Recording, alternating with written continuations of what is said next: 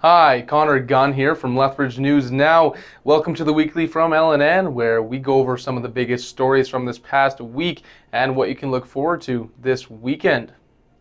Alberta has announced its three-phase plan to lift all COVID-19 restrictions.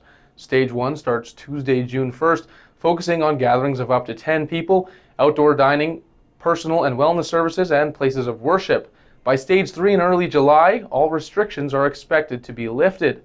With that, is Alberta moving too quickly with the Open for Summer plan? Tell us your thoughts by giving us an answer at the poll section of Lethbridge News Now or on our mobile app, and we'll report the results Monday morning. Exhibition Park is encouraged by the new restrictions plan, but planning for summer events this year will be a challenge.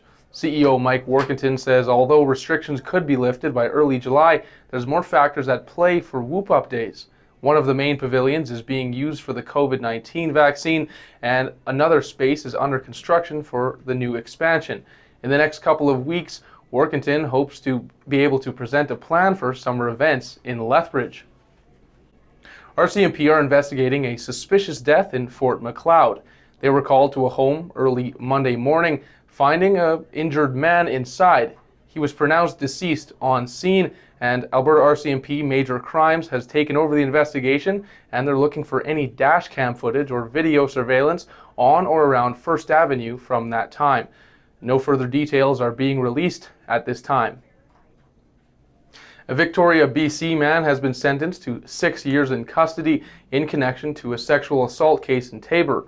In May 2015, police started an investigation into sexual offenses that happened between 2007 and 2008.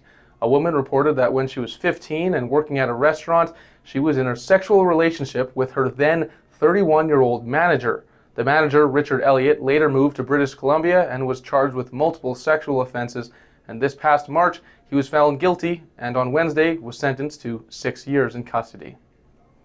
Over the course of the May-long weekend, Alberta RCMP removed 121 impaired drivers from provincial roads.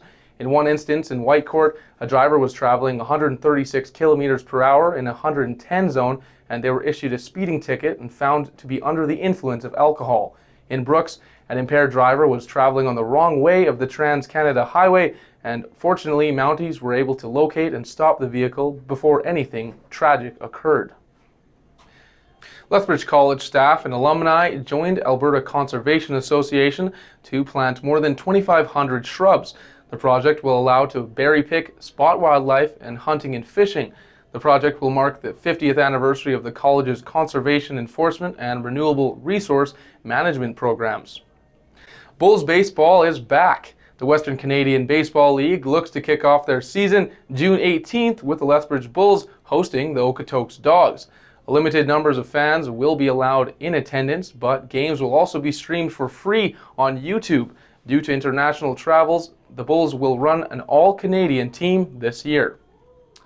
Those are just a few of the stories we've been covering this week. To stay up to date on the latest local and regional news, head over to lethbridgenewsnow.com or find us on Facebook, Twitter, Instagram, and our Lethbridge News Now mobile app. If you have any stories or topics that you'd like us to follow, well, send us a message. Thanks for watching, and tune in next Friday for another edition of The Weekly with me, Connor Gunn. Have a great weekend.